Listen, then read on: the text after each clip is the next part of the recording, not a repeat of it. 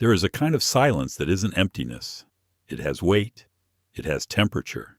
It presses against the walls of a room the way water presses against the hull of a submarine. From every direction. Constant. Absolute. Most people never encounter silence like that in their entire lives. They confuse quiet with stillness, restraint with absence.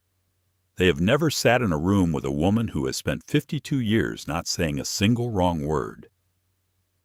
On the 17th of March, 2020, at 3 o'clock in the morning, Moscow was doing what Moscow does in mid-March, existing in that gray, unresolved state between winter and spring that Russians know better than anyone. The snow on the streets had lost its white. It had become something else, the color of old newspaper, of cigarette ash, of a decision made long ago that has not yet been publicly announced. The air smelled of neither season. The city was suspended, half asleep, half awake, like a patient between one world and the next. On Mikarinsky Prospect, a hospital window held one light. Not bright, not the kind of light that comforts. Hospital light, the specific amber of a corridor bulb at 3 in the morning, the kind that simply says, "Someone is still here." 3rd floor. A room that smelled of antiseptic and something older, the particular scent of time compressed into small spaces. Medical equipment hummed its low, indifferent song. And in that room sat 2 women, one lying under a white blanket, one seated beside her, holding the lying woman's hand in both of hers. Holding it the way you hold something you already know, with a part of yourself that functions below thought, is about to be gone. Valentina Ivanovna Gagarina was 84 years old, the widow of the first human being to see Earth from space. For 52 years she had worn that identity, the widow, the way a general wears a uniform, precisely, publicly, without a single unfastened button.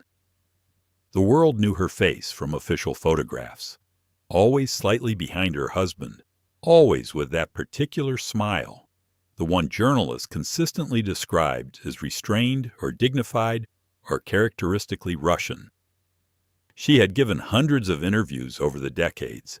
She had attended thousands of ceremonies, the naming of craters on the moon, the dedication of statues, the anniversaries of a flight that lasted 108 minutes and changed the shape of human ambition forever.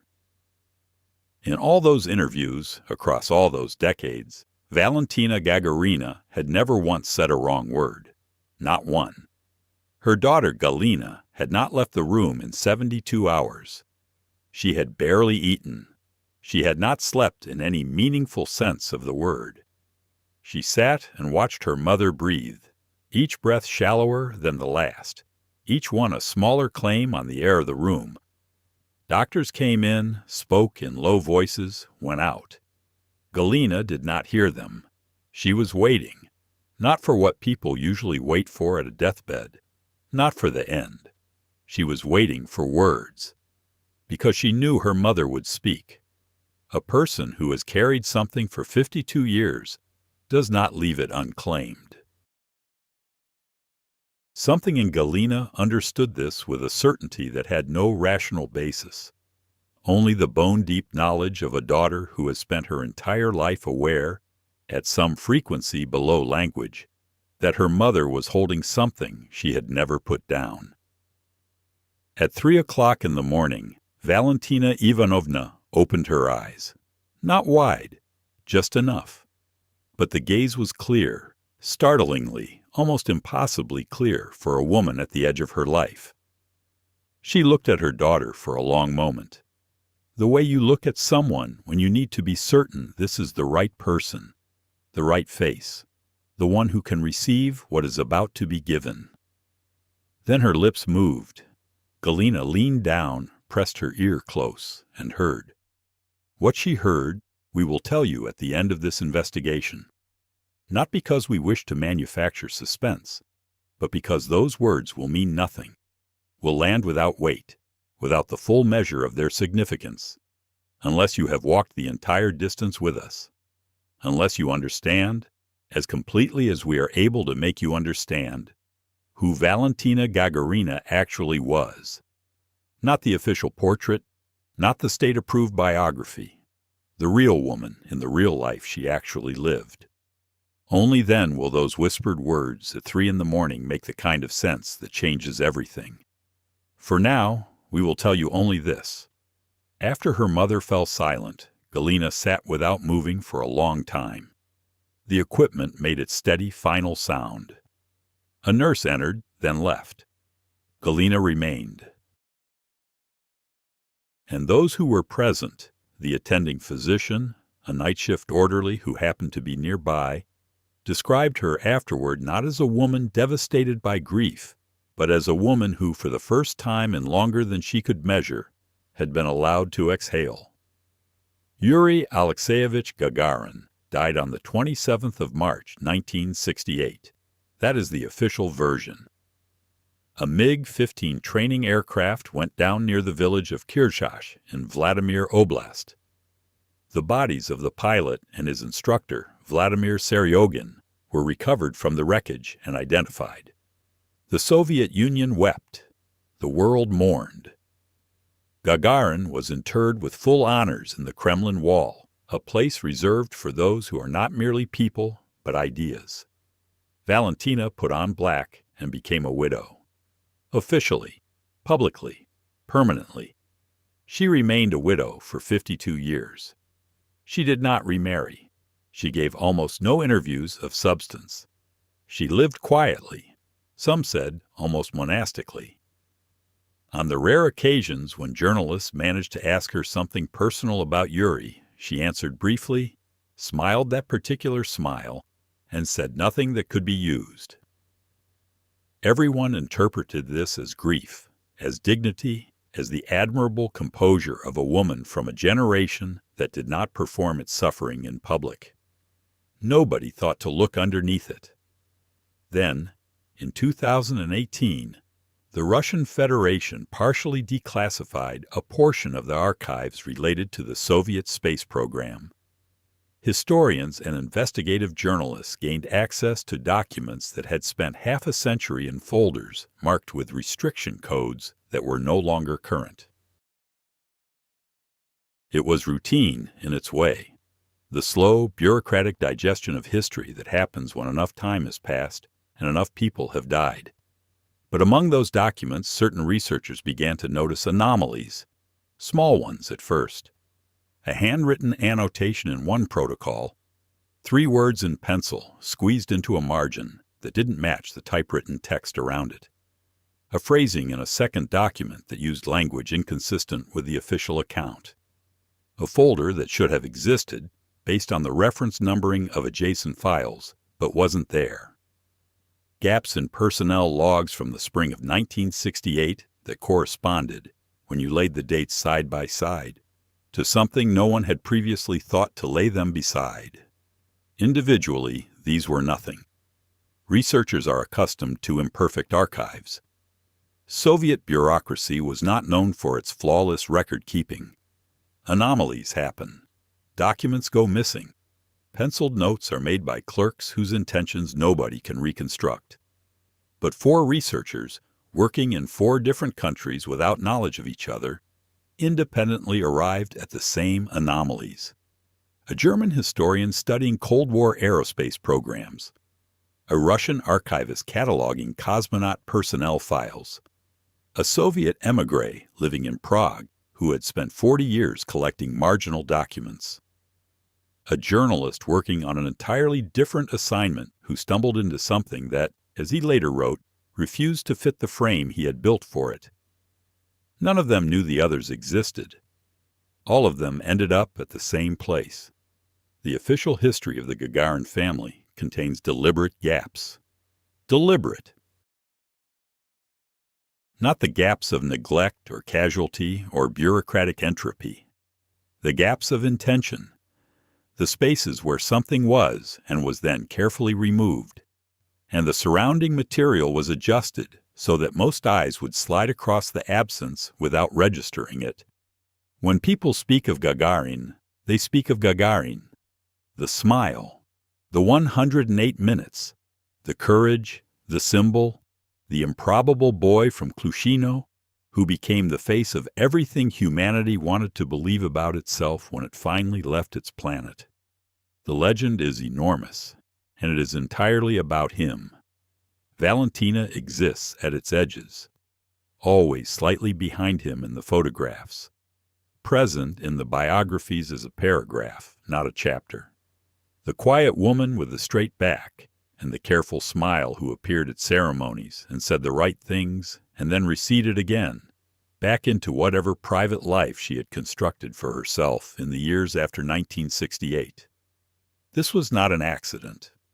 Those who knew her well, those who worked alongside her or spent real time in her company in the decades after her husband's death, say the same thing when asked about it. The quietness was chosen, deliberately, consistently, over decades. And beneath the quiet, this is what they all say in different words, arriving at the same place, there was something very firm. Not resignation, not the numbness of prolonged grief. Something that can only be described as a decision. A person who has made a decision, a real one, an irrevocable one, and has been living according to it every day for a long time, carries a particular quality of stillness.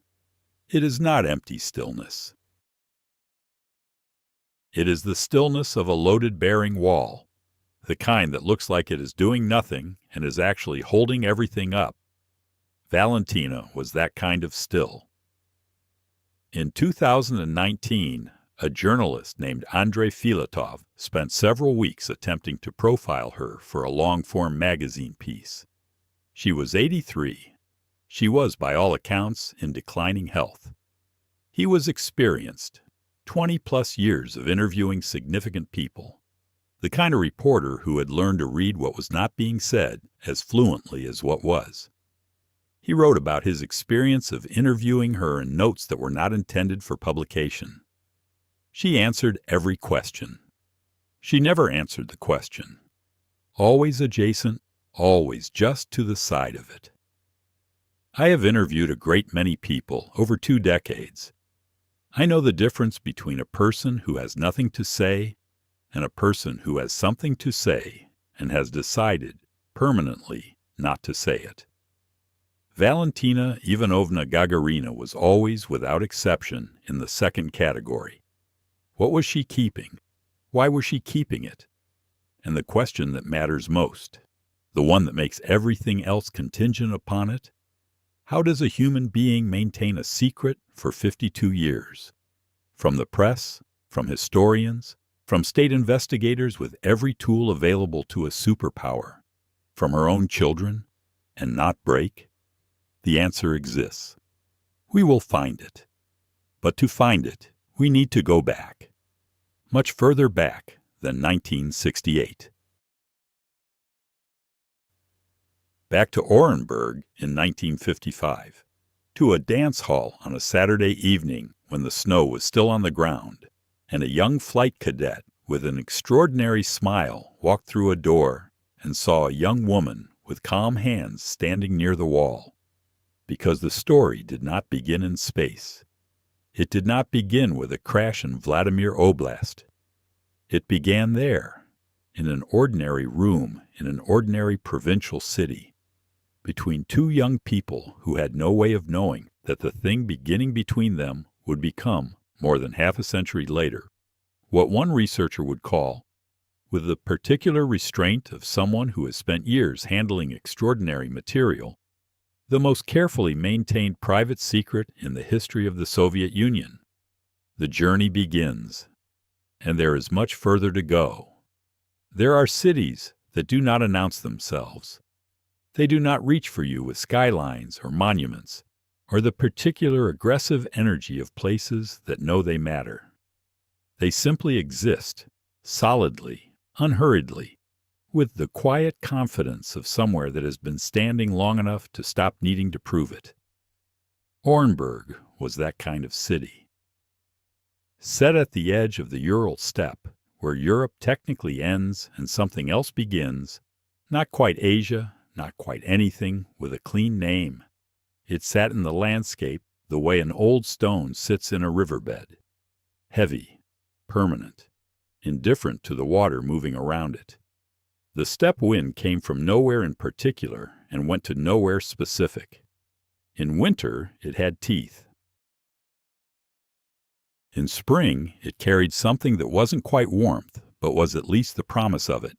The smell of distance, of thawed earth, of a season arriving from somewhere far to the south. People in Orenburg knew that smell the way coastal people know the smell of the sea. It meant something was changing, even if the change was slow. In 1955, Orenburg was called Chkalov. It had been renamed after Valery Chkalov, the legendary Soviet test pilot, who had crossed the North Pole by air in 1937 and died a year later in circumstances the Soviet state described as an accident and everyone quietly understood were something more complicated. The renaming was the kind of gesture the Soviet Union made constantly, the reassignment of geography to ideology, the insistence that even place names carry a lesson about what kind of people build what kind of future. In 1955, the lesson Chkalov was supposed to teach was about the sky, about men who flew, about the particular Soviet vision of human ambition as something pointed upward. Valentina Goryacheva was 20 years old. She had been born in 1935, in the particular historical pressure of that specific year, a year when the Soviet Union was building its future with one hand and dismantling its present with the other, when the 5-year plan had produced genuine industrial miracles and genuine human catastrophe simultaneously, when the word tomorrow carried the weight of both promise and threat in a way that people outside that experience find almost impossible to fully understand. Her family was ordinary. Not poor, not comfortable. That specific Soviet middle ground that existed below politics and above desperation. The stratum of people who received a salary, raised their children, listened to the radio, and believed, most of them genuinely, that tomorrow would be better than today. Her father worked. Her mother managed the household with the particular efficiency of women who have learned to do a great deal with a limited amount of everything. They were not extraordinary people. They did not seek to be. Valentina was a serious student, not brilliant in the showy sense. Not the kind of student whose intelligence announces itself immediately and demands attention. She was the other kind, reliable, thorough, the kind of student whose understanding of a subject goes deeper than the test reveals. Because she is not performing comprehension, she is actually building it. Those who went to school with her in those years remember one thing consistently when asked about her. She listened in a way most people do not waiting for her turn to speak. Actually listening. She trained in medicine. This was a choice, not a default. A field she moved toward rather than fell into. Those who knew her in those years say it was obvious why. Valentina was drawn to anything that required sustained attention to another human being. Patience. The ability to be present with someone who is frightened or in pain without transmitting your own fear back to them. These are not common qualities. They cannot be taught in any conventional sense.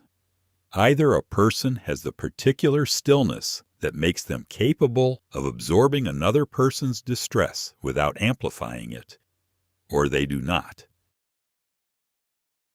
Valentina had it. She worked first as a nurse, then as a medical assistant. Her hands, multiple people described independently over the years, were notably calm. Not still, active, competent, quick when they needed to be, but calm in the way that matters most in a medical context. The way that tells a patient, without words, that the person touching them is not afraid of what they are touching. A small city in the Soviet Union in the mid-1950s had a specific social rhythm. Work was organized collectively, Leisure was organized collectively, and Saturday evenings had their own particular architecture. The dance hall, which was not exactly what Western minds picture when they hear that phrase. It was not glamorous. It was a large room in a community building, frequently a former industrial space repurposed with folding chairs along the walls and a small platform at one end for whoever was providing the music. The floors were wooden and uneven. The lighting was practical rather than atmospheric.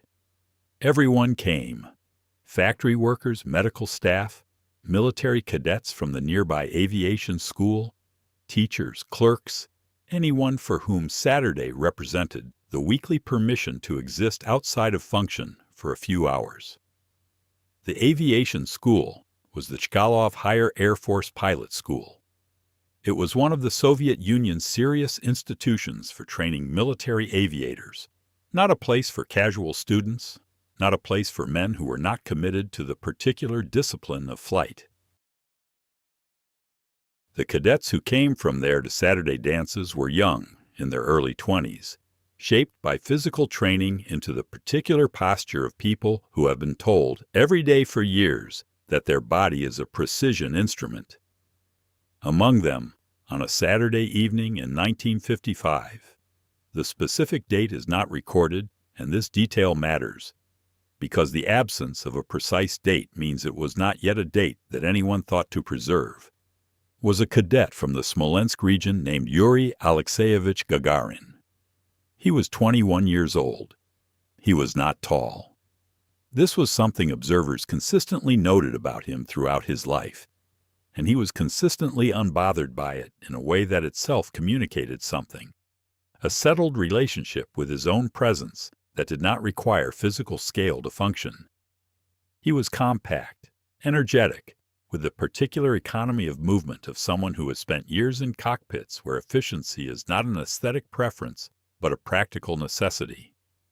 And he had a smile that people who encountered it in person described, without exception and with a consistency that is itself remarkable, as something that seemed to originate somewhere deeper than the face, as if the pleasure it expressed was real in a way that pleasure expressed by most faces is not.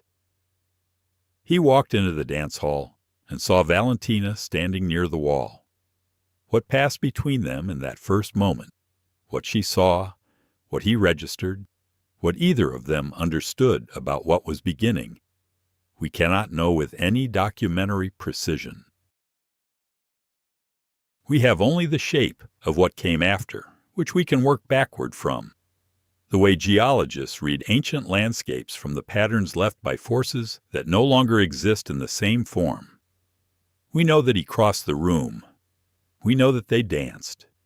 We know that afterward, by accounts that exist in fragmented form across several sources, including a letter Valentina wrote to a friend in Orenburg in late 1955 that surfaced in a private collection in 2019, she described meeting someone at a Saturday dance who was, in her words, not like I expected a military person to be. The phrase is preserved. The elaboration, if there was one, is not. But the distinction she drew between her expectation and the reality of him tells us something. She had a framework for what military men were like, and he did not fit it. What she meant by that, we can reconstruct from other sources.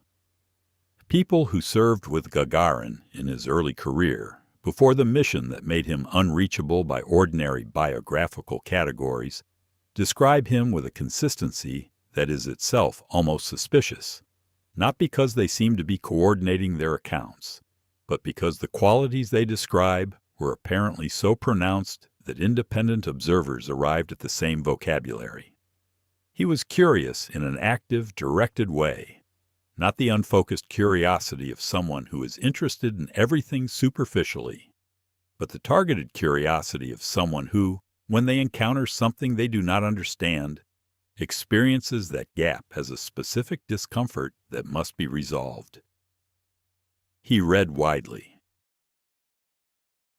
He asked questions that suggested he had been thinking about the subject before the conversation began.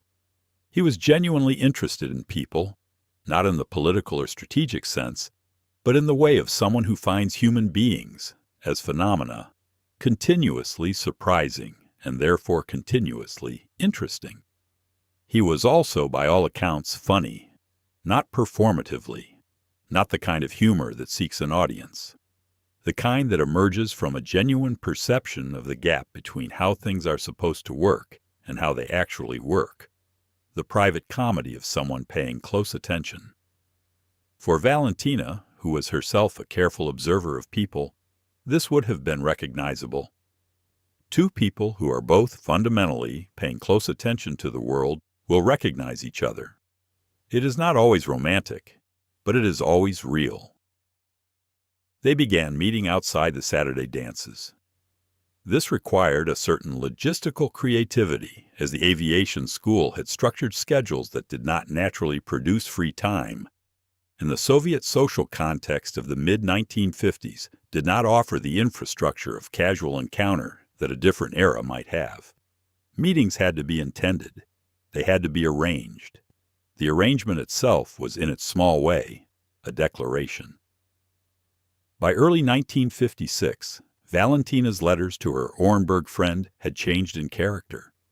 The friend, whose identity has been preserved in the research literature under the initial N, kept these letters for decades, not out of any foresight about their historical significance, but simply because she was the kind of person who kept letters. After Valentina's death in 2020, N's daughter, clearing out her late mother's possessions, found a bundle of correspondence tied with kitchen string in a tin box, and understanding dimly that they might be something more than personal sentiment, eventually made them available to a researcher. The letters are not love letters in any conventional sense. Valentina was not a woman who wrote in that register. What the letters show instead is a change in how she described her time, what she was doing, what she was thinking about, what she was reading. References to a person appear initially obliquely, then with more frequency, then with a casualness that is itself the most revealing thing, the casualness of someone who has stopped needing to consciously include a reference, because the person has become part of the background of daily thought.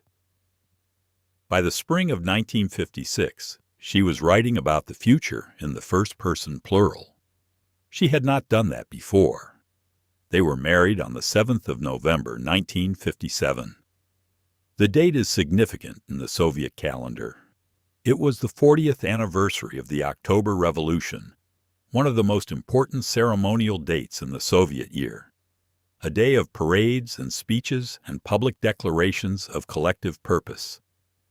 Whether the date was chosen deliberately as a private joke or a genuine expression of the context they both lived inside, or simply because it was the available Saturday, is not recorded. What is recorded? A small ceremony, a modest celebration by the standards of the time, attended by family and a handful of friends. Photographs exist. In them, Yuri is grinning. Valentina is smiling. Already that particular smile, the one that will later confuse decades of journalists. But in these photographs there is a quality to it that the later official photographs do not contain. It is directed at him.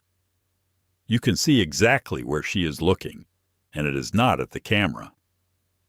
Within a year, they were living in the closed city of Zvyozhny Gorodok, Star City, northwest of Moscow, where the Soviet space program was quietly assembling the infrastructure for something that had no precedent in human history. Gagarin had been selected through a process of systematic evaluation that was itself extraordinary, as one of 20 candidates for a program whose existence was not public knowledge and whose goal was to put a human being into space before the Americans did. Valentina knew what this meant. She was a medical professional. She understood physiology and risk. She was also, and this is the quality that everyone who knew her emphasized, someone who did not deceive herself about the nature of things. She could look at a situation and see it as it was, without the softening that most people apply to unbearable truths in order to make them daily livable. She saw what her husband was training for. She saw what the probability distributions on the outcomes of that training looked like. She did not pretend otherwise. What she did instead was something more demanding. She accepted it, not passively, not with the numbness of someone who has stopped feeling. With the full, present, clear-eyed acceptance of a woman who has made a calculation and understood that love, real love, requires the willingness to absorb the full weight of what the beloved has chosen to be, even when what they have chosen is dangerous, even when what they have chosen could take them away. She accepted his sky. In return, he gave her something that the available evidence suggests he gave very few other people: the full version of himself. Not the public version, not the smile for the cameras, not the careful answers for the state officials, not the persona that was already, even before the flight, being constructed around him with the deliberate intentionality of people who understood that a symbol requires a managed surface. The private version, the one that asked questions in the dark, that was uncertain about things, that found the weight of being chosen for something enormous, both exhilarating and quietly terrifying in ways he could not say in any official context. Valentina held that. She held it the way she held her patient's hands at work, with calm, with steadiness, without transmitting her own fear back to the person who needed her not to be afraid. On the 12th of April, 1961, at 9 hours and 7 minutes Moscow time, a rocket called Vostok 1 left the Earth. Valentina was at Star City. She was not at the launch site. Wives were not at the launch site. This was policy. And the reason for the policy is not difficult to understand if you consider what it would have meant to have a wife present at a launch that did not go as planned. She was in their apartment with their 2 daughters. Lena was 5, Galina was 2. And whatever internal experience she was having in those 108 minutes, she was having it without any external support that the historical record has preserved. When the call came confirming Vostok 1 had completed its orbit and Gagarin had returned alive, she did not perform her relief for anyone present. She simply received it. That evening, there is one account from a neighbor who lived in the same building in Star City and who gave a brief interview to a regional newspaper in 2003, of hearing, through the thin walls of the Soviet-era apartment building, the sound of Valentina Gagarina laughing. Not publicly, not ceremonially, just laughing. The laugh, the neighbor described, of a person who had been holding their breath for 108 minutes and had finally been allowed to exhale. It was the last time anyone reported hearing Valentina Gagarina laugh like that. 7 years later, everything changed. 7 years is long enough to build something real, long enough for 2 people to establish the specific private language of a shared life. The references that require no explanation, the silences that communicate as much as words, the accumulated ordinary history that is, in its accumulation, the substance of what love actually is between people who have been living it rather than performing it. 7 years of that. And then March 1968. And then the question that 4 researchers, working independently on 3 continents, would arrive at 50 years later. What if the official account of what happened in March 1968 left out the most important thing?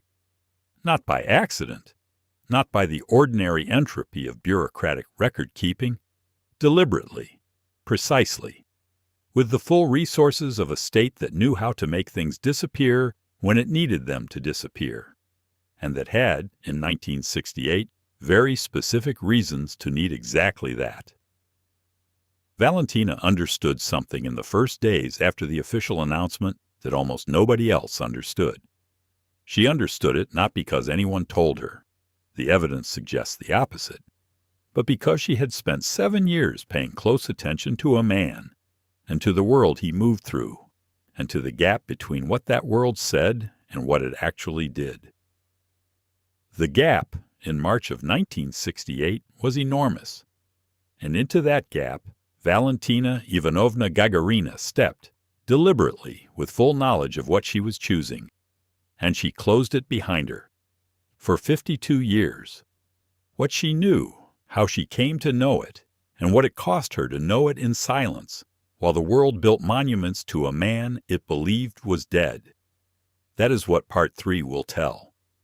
We are only beginning to understand what this woman actually carried.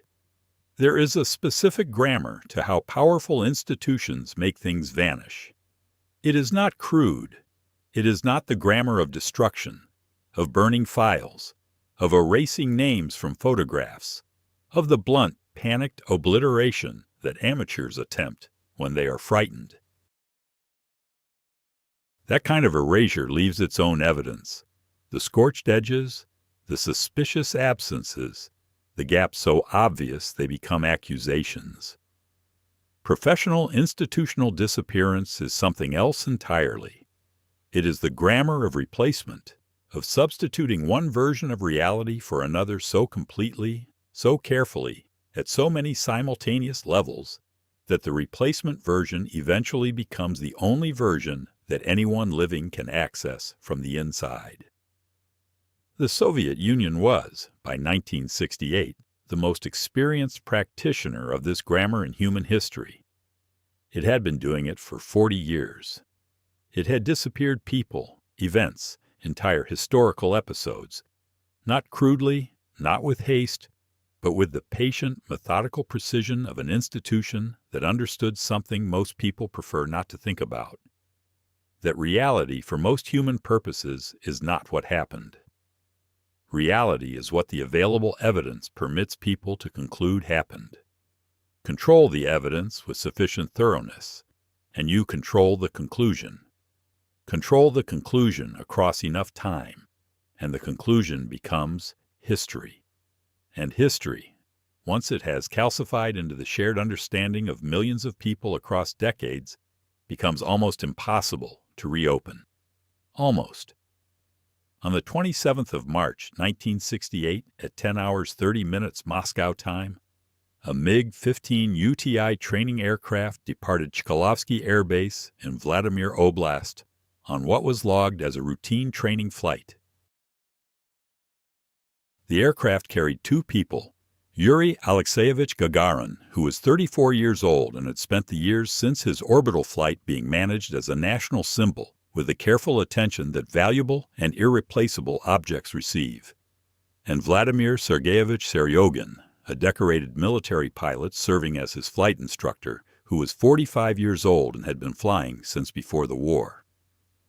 50 minutes after departure, ground control lost contact with the aircraft.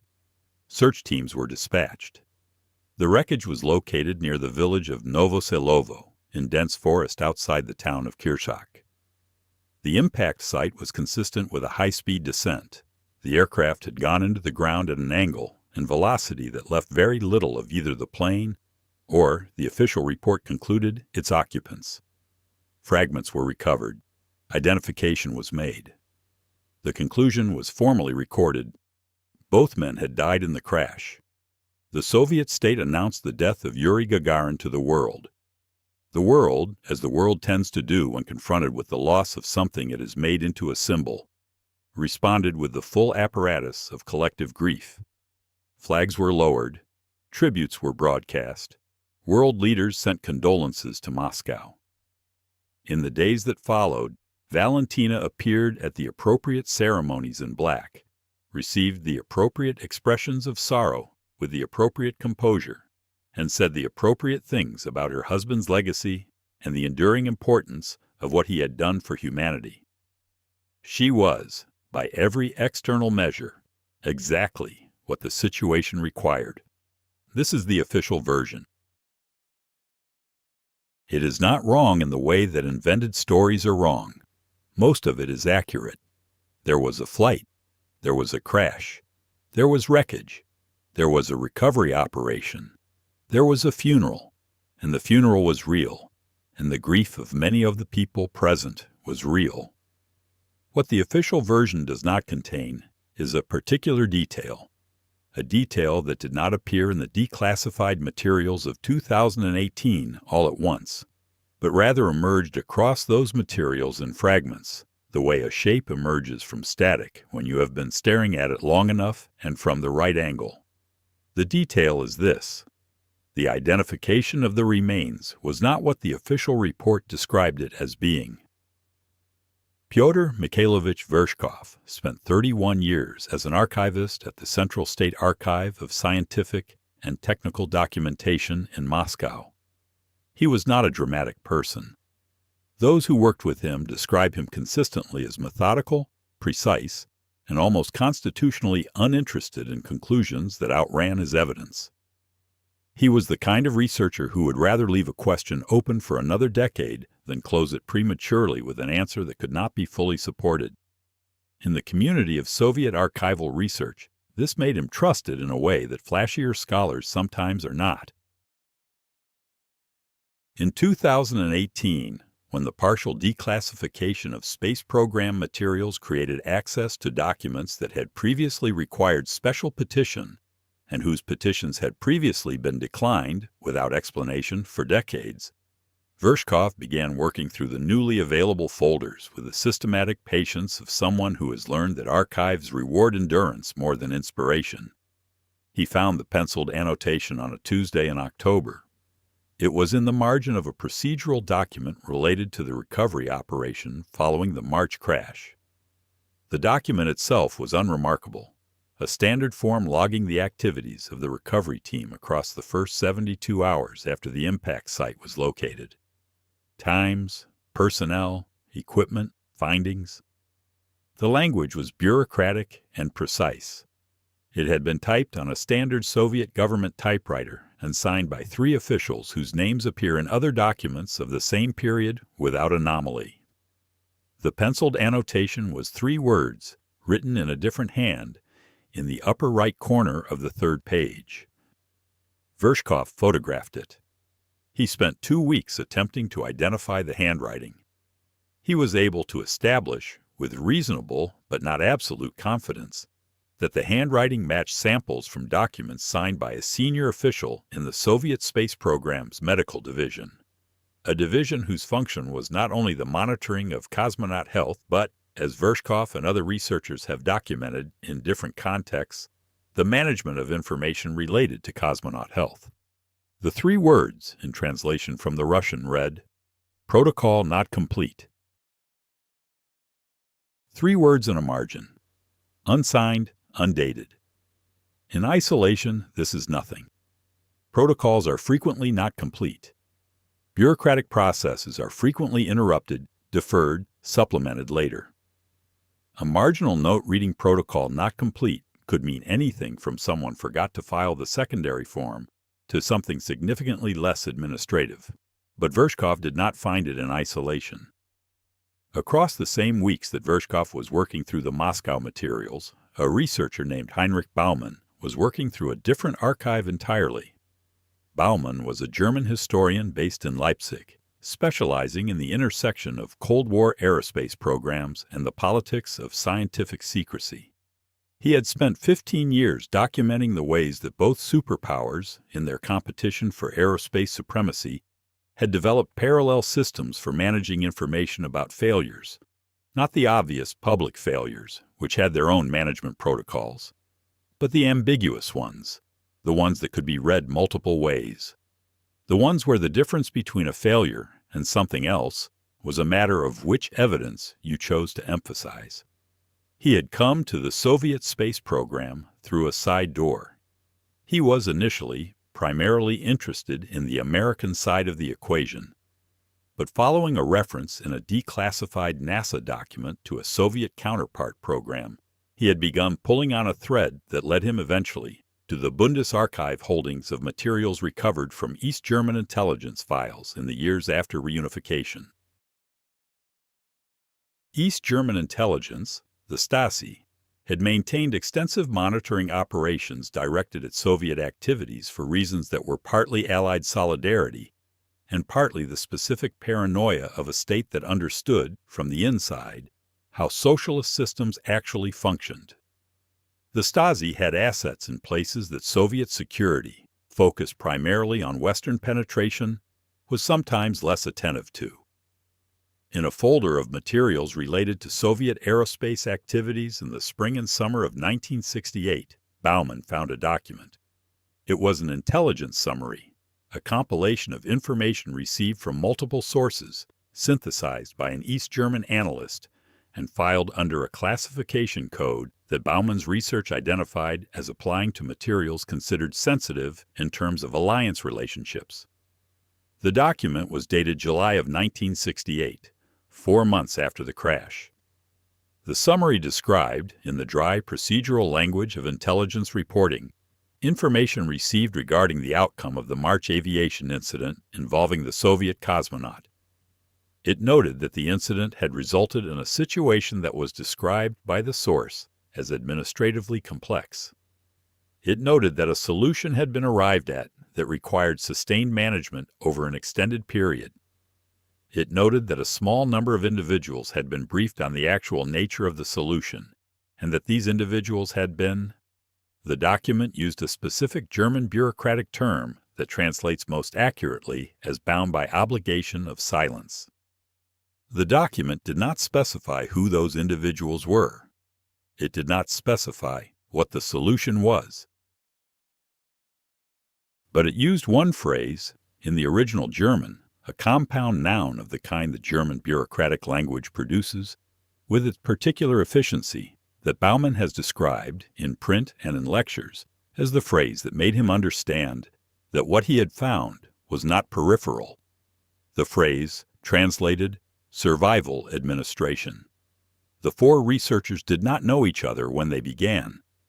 Vershkov in Moscow, Baumann in Leipzig, a journalist named Connor Ashworth working in London on what had started as a piece about the Soviet space program's safety record, and a man identified in the published research literature only as DK, a Soviet émigré living in Prague who had spent 4 decades collecting what he called marginal documentation. The receipts, the personnel notes, the internal memos that accumulated at the edges of Soviet institutional life and were rarely considered significant enough to be either carefully preserved or carefully destroyed. DK had a particular document that he had acquired in the late 1980s from a source he has never identified. It was a single page, typed, with no header identifying the originating institution and no signature identifying the author. It described in 5 short paragraphs a procedure for the management of identity in cases where, for reasons of state, a Soviet citizen of significant public profile was required to continue living outside of their established public identity. The document was generic. It did not refer to any specific individual. It described a process, the creation of an alternative identity, the establishment of a residential situation in a closed facility outside major population centers, the protocols for limiting and managing any communication between the individual and their previous life, and the procedures for maintaining the security of the arrangement over an extended period. At the bottom of the page, in typescript, was a reference number. DK had spent years attempting to locate other documents bearing the same reference number. He had found 2. Both were held in private collections. Both had come into existence through the same channels of marginal documentation that characterized his collection. Neither alone said very much. Together, with his foundational document, they described something that could be summarized as follows. The procedure described in DK's document had been applied. Once, to a specific case, in the spring of 1968. The reference number, when Baumann finally encountered it in the East German archive document, it appeared briefly in a footnote, the kind of footnote that bureaucratic documents generate automatically without anyone necessarily considering what a future researcher might do with it. Connected everything. 4 researchers, 4 countries, 4 separate archival threads, 1 reference number. Ashworth, the journalist, was the one who first attempted to connect the archival evidence to what it meant for the people involved. He had less archival expertise than Vershkov or Bauman, and less of DK's specific knowledge of Soviet marginal documentation. What he had was something different.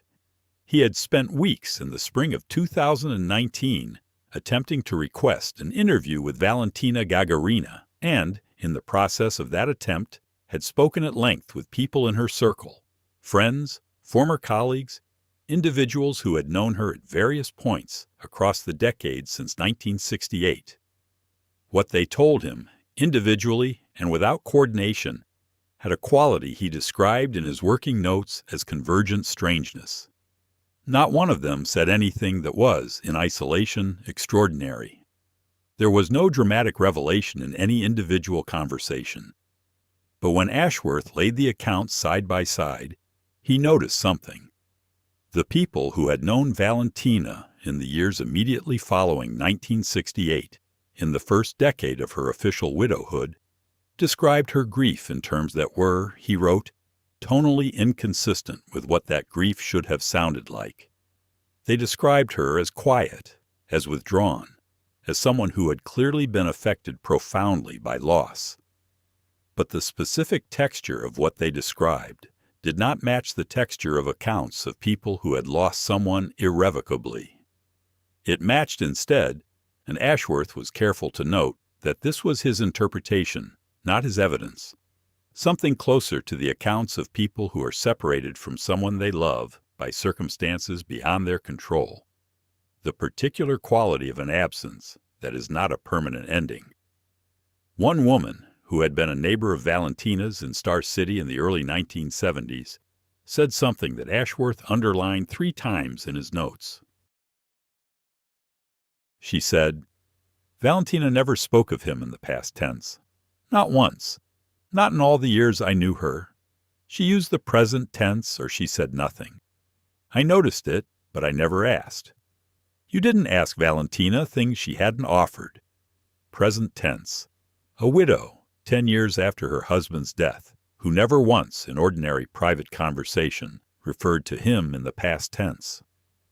What the 4 researchers concluded, independently and then in a careful, heavily caveated paper that Bauman and Vershkov co-authored in 2021, published in a specialist journal of Cold War history and noticed by almost nobody outside that field, was not a simple statement. It was not. Gagarin survived. It was more careful than that, and the carefulness is important, because the carefulness is what separates historical investigation from conspiracy theory. The willingness to say exactly what the evidence supports and no more, even when the imagination wants to run further. What they concluded was, the available documentary evidence is consistent with a scenario in which Yuri Gagarin did not die in the crash of March 27, 1968, but rather entered under state management into a form of protected non-public existence under an alternative identity with a small number of individuals, possibly including his wife, made aware of and bound to silence regarding the actual situation. The evidence does not prove this. Evidence in this field almost never proves anything absolutely. What it does is create a weight, a cumulative weight, across 4 independent archival threads that pushes the probability distribution in a direction that the official account does not adequately explain. Why would the Soviet state do this? The researchers offer several interlocking answers, each supported by its own strand of evidence. By 1968, Gagarin's symbolic value had become, from the state's perspective, both enormous and complicated. He was the most recognizable human face on Earth. He was also, as the years since his flight had accumulated, increasingly difficult to manage. He had opinions. He expressed them carefully but unmistakably, in contexts where opinions were not entirely welcome. He had connections, through the space program, to people and information that the state would have preferred him not to have. He was simultaneously too valuable to lose and, in certain specific ways, becoming inconvenient. A death, a heroic death, a pilot's death, the kind of death that fits the legend rather than complicating it, would resolve the inconvenience while preserving the value. The symbol would be frozen at its most useful point. The man would be removed from the board. But an actual death, a real death, carries its own risks. An autopsy, questions, the particular scrutiny that attends the death of the most famous person in the world, the possibility that something in the process would fail to be sufficiently clean. A managed disappearance, a death that everyone believed in because the evidence was arranged to support belief, preserved the symbolic value, removed the inconvenience, and allowed the actual person to continue existing in circumstances controlled entirely by the state. It was not unprecedented. The Soviet state had done versions of this before, for people of less significance and for reasons of less complexity. The infrastructure existed. The expertise existed. The institutional will, in the spring of 1968, existed. What was unprecedented was the scale of the deception required, and the number of people who would have to maintain it. That number, the researchers concluded, was kept as small as possible. And one of them, perhaps the one whose silence was most critical and most costly, was a woman with calm hands, from Orenburg, who had learned to love a man without trying to hold him, and who was now required to demonstrate whether that love was as strong as she had always quietly believed it was. There is an accounting that history eventually makes, not always in courts, not always in public, but in the quiet accumulation of evidence that surfaces across time when the people who needed it to stay buried are themselves no longer present to maintain the burial. Valentina Gagarina was alive until 2020. The Soviet Union dissolved in 1991. For 29 of her 52 years of silence, the state that had required her silence no longer existed. The infrastructure that had arranged the disappearance was dismantled. The officials who had designed and managed it were dead, or very old, or scattered. The reasons for the silence, political, institutional, existential, had technically expired, and yet she maintained it. This is the fact that the researchers found most difficult to incorporate into any purely political or institutional explanation of her behavior. Political obligation can explain why a person remains silent while the state that imposed the obligation is watching. It does not adequately explain why a person continues to remain silent for 3 decades after that state has ceased to exist. What explains it is something the documents cannot capture, because it is not the kind of thing that ends up in documents. It is the understanding that some arrangements, once entered into, cannot be exited cleanly. That some silences, once established and maintained across decades, have become the structure that everything else is built on top of, and that removing them would not merely reveal the truth, but would collapse everything that had been constructed on the foundation of the silence, her daughter's understanding of their own history. The meaning of the public grief they had each, in their own way, constructed around the loss of a father. The entire architecture of a family's relationship to loss and memory, and the specific way the past becomes livable when it is given a shape, even a shape that turns out to be not entirely accurate.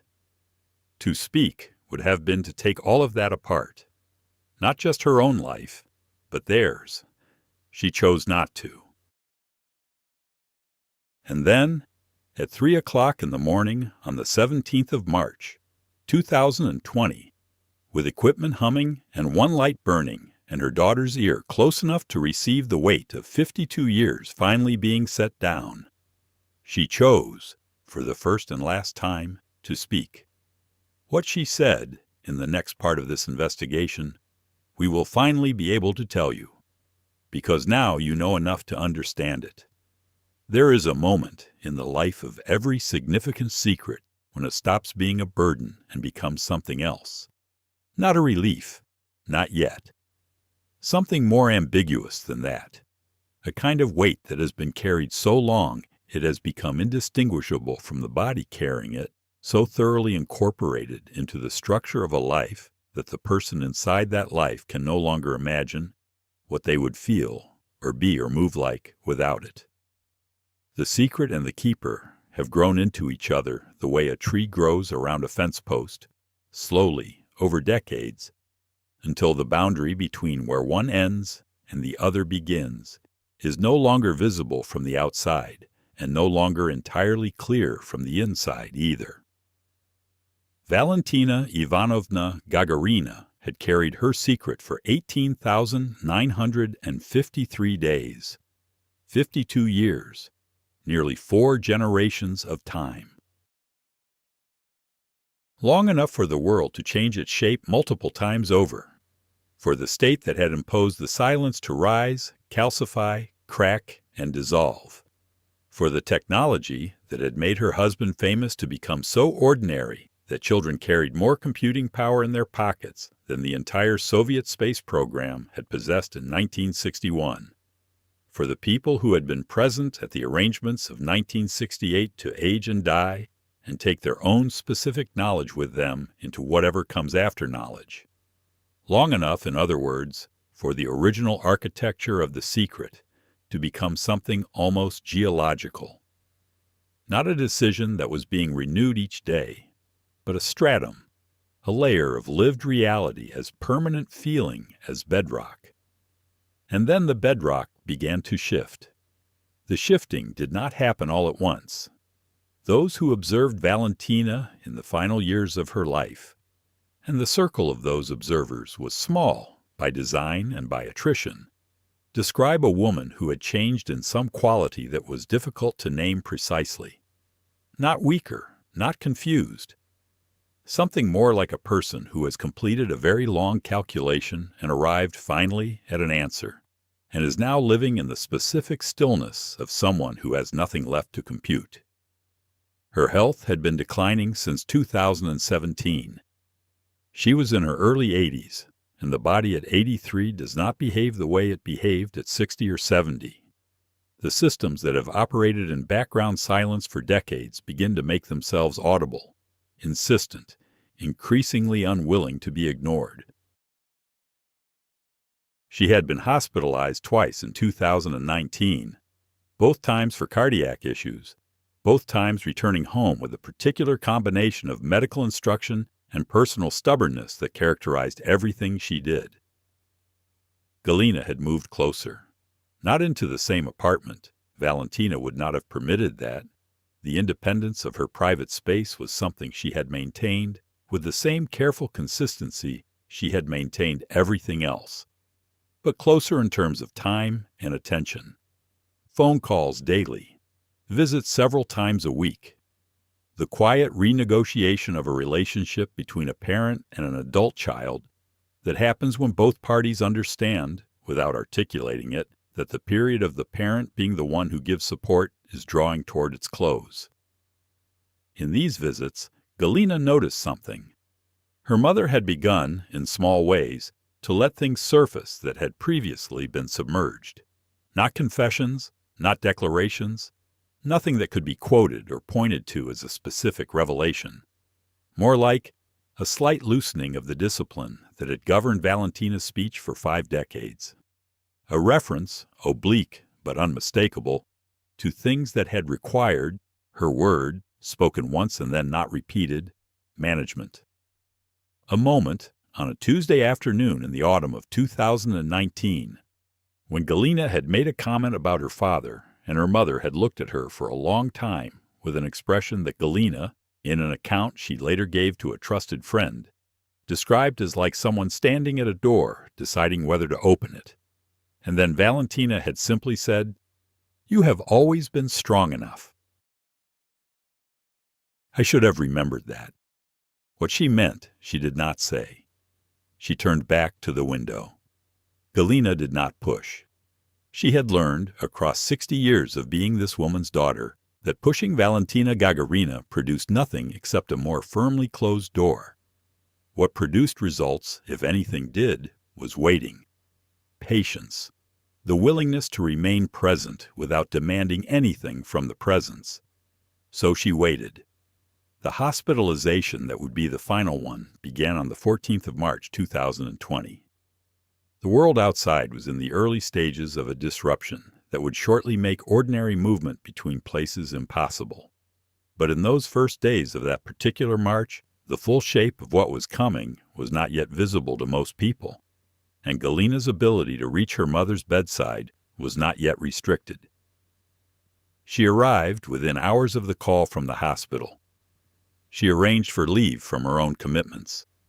She settled into the chair beside the bed with the particular deliberateness of someone who has made a decision about where they are going to be and has no intention of revisiting it.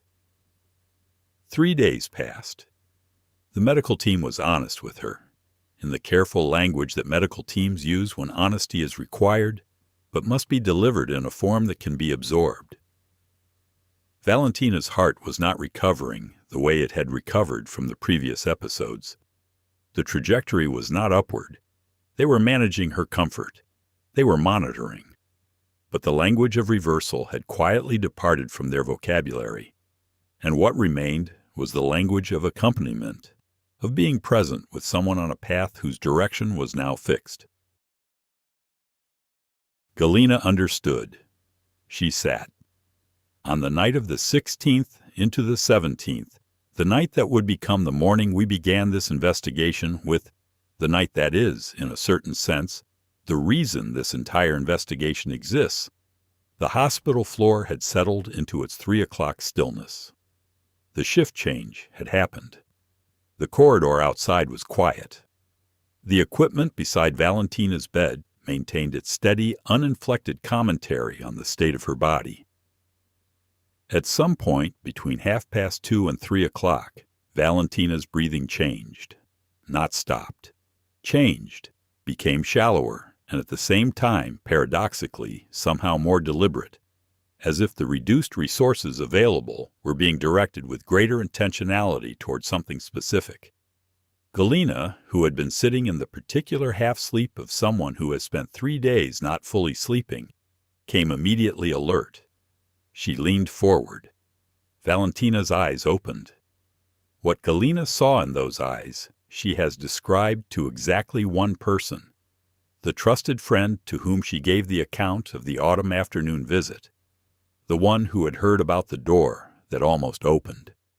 That friend, whose identity has been kept private at Galina's explicit request, has confirmed the account to one of the researchers involved in this investigation, without revealing specifics that Galina wished to keep private. What the friend confirmed was this: the eyes that opened were clear, not the clouded, unfocused openness of someone whose consciousness is departing, not the eyes of someone who is already more elsewhere than here. Clear, present, aimed. Valentina looked at her daughter. She looked for long enough that Galina, afterward, described it as feeling examined, not in a cold way, not in the way of assessment or judgment, but in the way of someone making absolutely certain that the person in front of them is real and present and capable of receiving something important. Then she spoke. Her voice was very quiet. It had the quality of a voice that is using what remains of its resources carefully, allocating them deliberately, the way you spend the last of something you understand you will not have more of. She spoke in 4 sentences. The first sentence established a fact, a simple declarative statement about something that had been true for a long time, and that Valentina, in speaking it aloud for what was, as far as the available record shows, the first time in 52 years, was converting from private knowledge into shared knowledge. It was the kind of sentence that, in another context, would have been unremarkable. In this context, with this history behind it, it landed in the room with the specific weight of something that has been held in compression for decades finally being released. He had lived, not, he died, and I have missed him. Not the language of loss, which was the language the world had been using about Yuri Gagarin for 52 years. The language of existence, present perfect tense. He had lived, meaning, beyond March of 1968, beyond the crash, beyond the funeral at the Kremlin Wall, beyond the statues and the crater names and the decades of official memory. The man had continued to exist on this earth, breathing its air, occupying its space, being alive in the ordinary biological sense of that word. The second sentence was about the choice. It was, Galina later told her friend, the sentence that made her understand everything else. All the quietness, all the careful management of every public appearance, all the decades of the particular smile that journalists had never quite been able to read correctly. The second sentence explained why. Not in political terms, not in terms of state pressure or institutional obligation, but in the simplest and most irreducible terms available to the situation. She had agreed because the alternative was that he would not live at all. The state, and Valentina did not explain the mechanism, did not name names, did not reconstruct the specific conversations of March 1968, because that was not what this moment was for, had offered a particular arrangement. The arrangement was, his existence continues, in circumstances controlled by the state, under conditions that would sever his connection to his previous life. Or, his existence does not continue. Those were the terms. Valentina had accepted them, not under duress in any crude sense, not weeping, not at the edge of breakdown. She had accepted them in the way she accepted things, clearly, practically, with full understanding of what acceptance meant and what it would cost. She had done the calculation that love sometimes requires. Not what do I want, but what does his being alive require of me? And having arrived at the answer, she had said yes. 52 years of yes. The third sentence was addressed to Galina directly. Not about the history, not about Yuri, not about the state or the arrangement or the long decades of managed silence. About Galina herself. Valentina said that she was sorry. Not for keeping the secret. The account is precise on this point.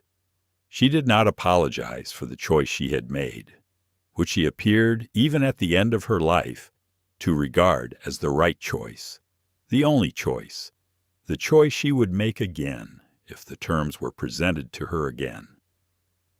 She apologized for what the secret had required of Galina, for the grief Galina had carried as a real thing when it was, at least in its most fundamental dimension, not the shape it had appeared to be. For the growing up without a father that had been real and painful and formative, when the father was somewhere, alive. For the decades during which Galina had understood herself to be the daughter of a dead man, and had built her relationship to that understanding, and had been unable to have the conversation that might have changed the building. She was sorry for that. The fourth sentence was the shortest. It was, by the account available to this investigation, 5 words in Russian. 5 words that closed everything, that functioned as the final brick in an architecture that had been under construction for 52 years, and was now, in this room, at this hour, complete. The translation is imperfect, as translation from Russian always is when the words are doing something that is partly linguistic and partly the weight of a specific life. But the closest rendering in English is this: he knew you were strong, not he loved you, not the language of sentiment, of the beautiful farewell, the language of knowledge, of the specific thing one person knows about another person and trusts.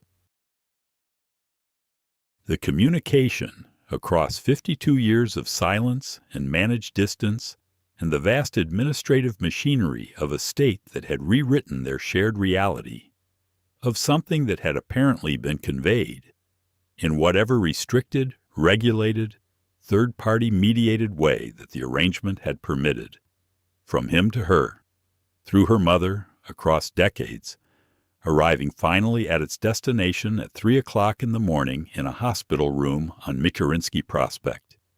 He knew you were strong. Then Valentina closed her eyes. The equipment some time later made its final steady sound. The nurse came, then the doctor. The necessary words were said and the necessary things were done, and Galina responded to all of it correctly, automatically, with the surface competence of someone whose deeper self was elsewhere, processing something that required more than the available time could accommodate. When the room had been attended to, she walked into the corridor. She stood at the window. Outside, Moscow was doing what Ashworth, who happened to be in the hospital that night on an entirely unrelated matter and who saw her standing there, would later describe in the single sentence we quoted at the beginning of this investigation. She looked like someone who had, for the first time in a very long time, allowed herself to stop holding on. The city below was gray and pre-dawn and suspended between its seasons. And Galina stood at the window of a hospital corridor and held in her mind, for the first time in her life as a fully assembled and internally coherent piece of knowledge, the actual shape of the story she had been living inside. Her father had not died in March of 1968. He had been taken. He had lived, for years beyond that March, in some facility in some location that her mother had apparently known without knowing precisely, communicated with in the restricted and regulated way that the arrangement had permitted, aware of without being able to reach.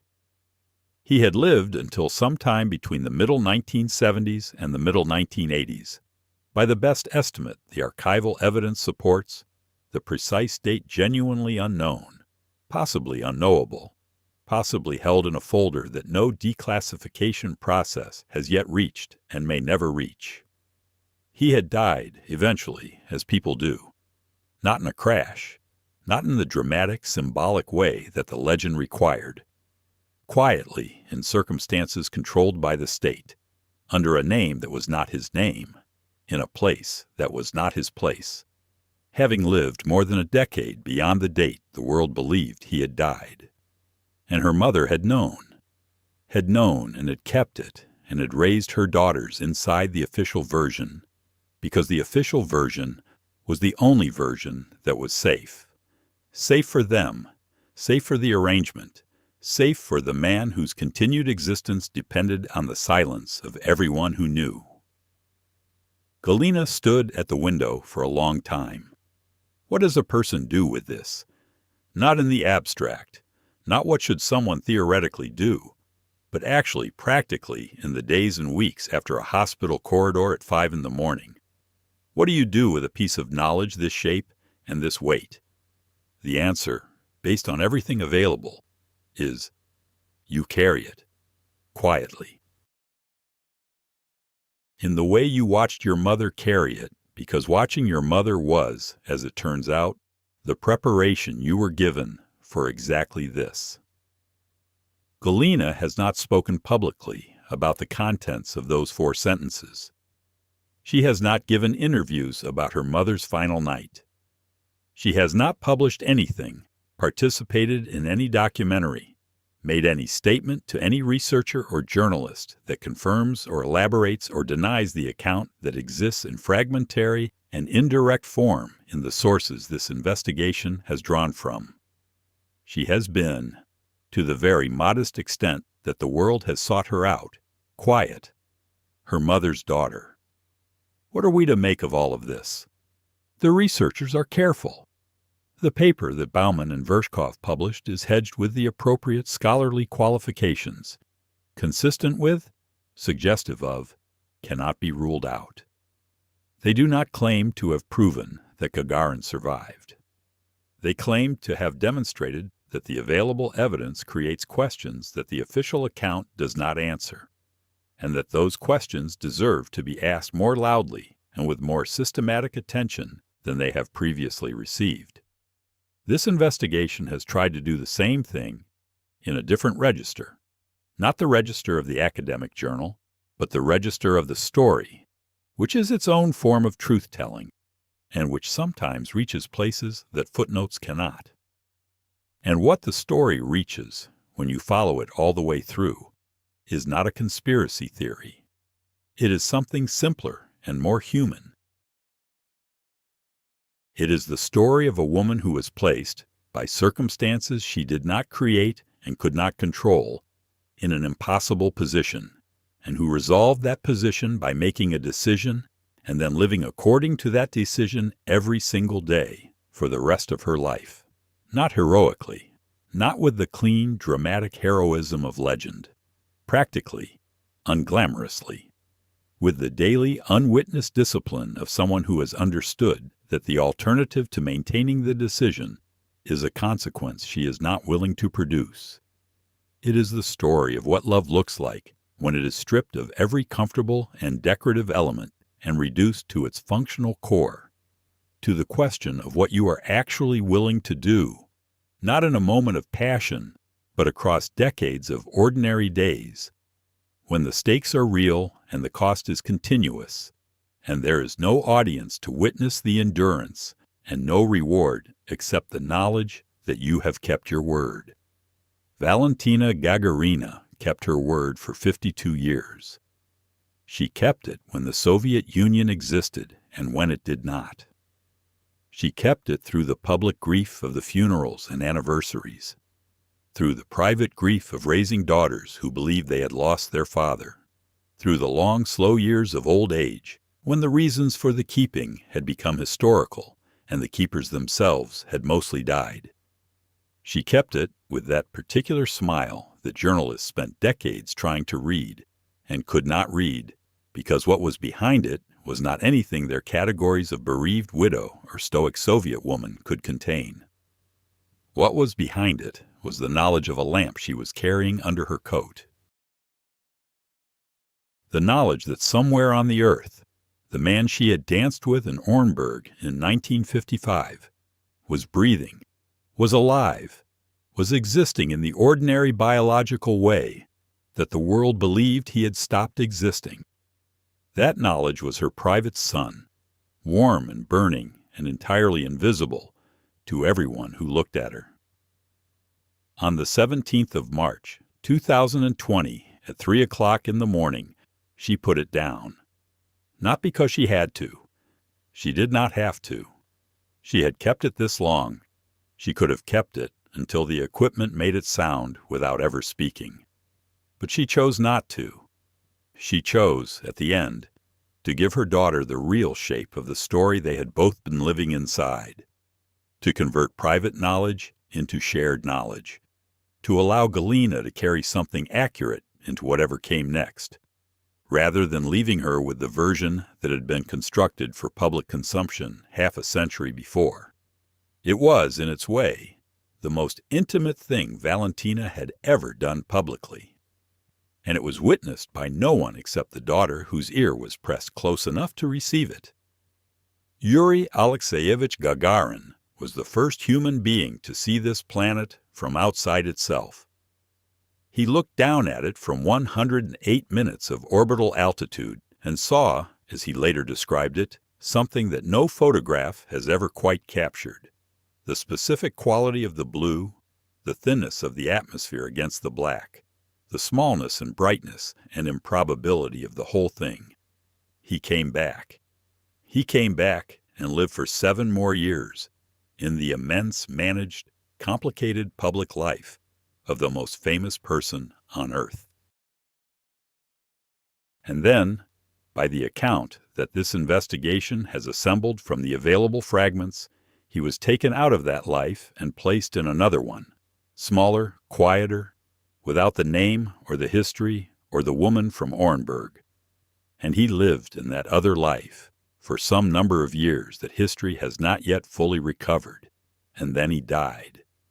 And his wife, the woman who had chosen him in 1955, and had, in the spring of 1968, chosen him again in the hardest way choosing can be done, kept his existence alive the only way she could, which was by keeping the knowledge of it alive, inside herself, for 52 years, until a March morning came when she was 84 years old and her daughter was beside her and the equipment was humming its low, indifferent song, and she finally, for the first and last time, let it be shared. He had lived. She had kept the word. And somewhere between those two facts, in the space that opens up when you hold them together, when you feel their full weight simultaneously, is something that does not have a clean name in any language, but that every person who has ever loved someone through something impossible will recognize immediately. It is what love looks like when it is not performing itself. It is what love looks like when it is simply doing what it said it would do. Day after day, year after year, in the quiet and the difficulty, and the long unwitnessed middle of things, where most of the actual living happens and almost none of the monuments are built. Valentina Gagarina lived there, in that unwitnessed middle, for 84 years. And at 3 o'clock on a March morning, she let her daughter see it. Just once, just enough.